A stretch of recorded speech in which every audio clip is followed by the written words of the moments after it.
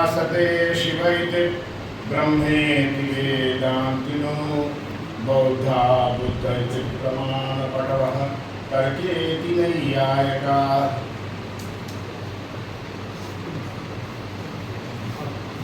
आज के इस समागम में मंचासीन विद्वजन को नमन करते हुए आप सभी संस्कृतानुरागियों को मेरा सादर प्रणाम है।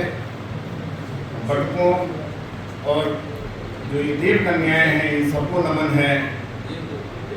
तो हमारी भारतीय संस्कृति अगर संरक्षित रहेगी तो वो संस्कृत जब तक संरक्षित है तभी तक रहेगी।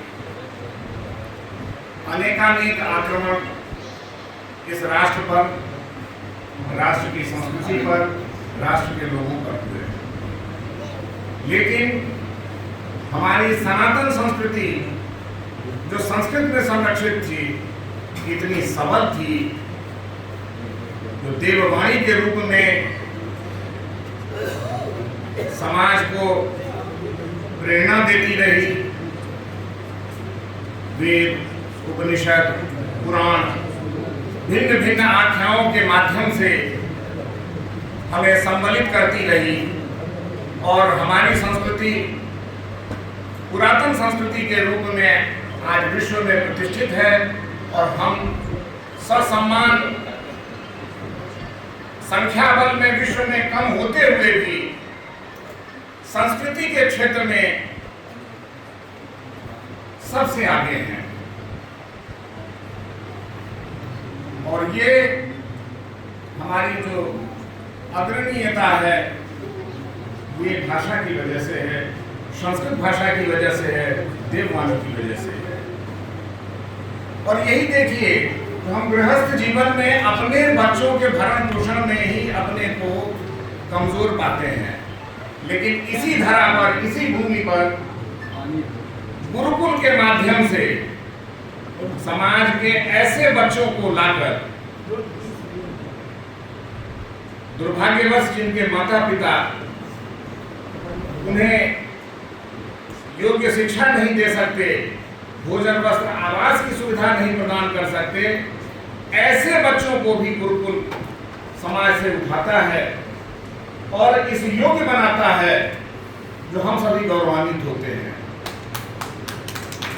आज से 25 वर्ष पूर्व जब मनोज जी गुरुकुल का प्रस्ताव लेकर के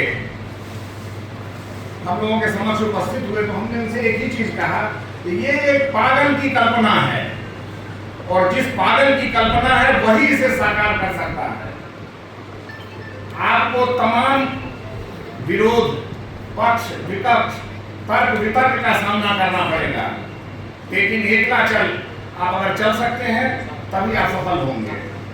और विश्वनाथ की नगरी में माता अन्नपूर्णा की कृपा है, संतों का इतना आशीर्वाद है, तभी तो ये विचार आपके मन में आया। हम लोगों के मन में क्यों नहीं आया? तो ये आपका व्यक्तिगत विचार है और आप इसे चलिए। तमाम ध्वजवाहक मिलेंगे, कुछ साथ छोड़ेंगे, कुछ नए जुड़ेंगे, कारवां बनता जाएगा। और आज 25 वर्ष की यात्रा इस प्रकार पूर्ण हुई है जैसे लगता है जो मनोज जी से संवाद कल शाम को ही हुआ है। और इस बीच में बिहार परीक्षा बीपीएससी में इस विद्यालय के 7 छात्रों ने अपना स्थान सुनिश्चित किया। काशी हिंदू विश्वविद्यालय में संस्थान से निकल के 5 लोग आज पीएचडी कर रहे हैं, रिसर्च कर रहे हैं। तो यह मनोज जी का जो स्तुत्य प्रयास है यह चलता रहे।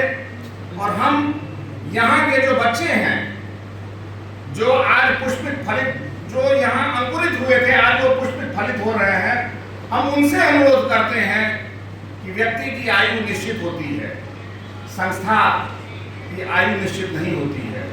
तो अब इस संस्था को, अब संस्था ने जो बृहद रूप लिया है ये आपकी संस्था है, ये आपका वृक्ष है, आप इसके फल हैं और आप ही इसे आगे बढ़ा सकते हैं।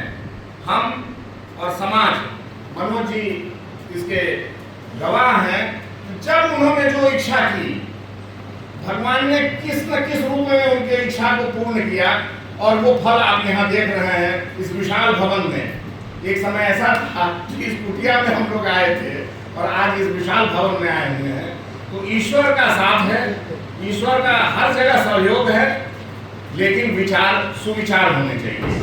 तो हम आप सभी विद्यार्थियों से जो यहाँ अध्ययन कर रहे हैं, जो यहाँ अध्ययन कर चुके हैं, इसी अपेक्षा से आपको नमन करते हैं जो आप इस वृक्ष को जो आज 25 वर्ष की आयु लेके खड़ा है, इसे विशाल शतायु बनाएंगे और इसकी शाखाएं प्रशाखाएं इतने विशाल रूप लेगी, ये विशाल वट वृक्ष बनेगा जो संस्कृति, संस्कृत और धर्म का संवाहक बनेगा।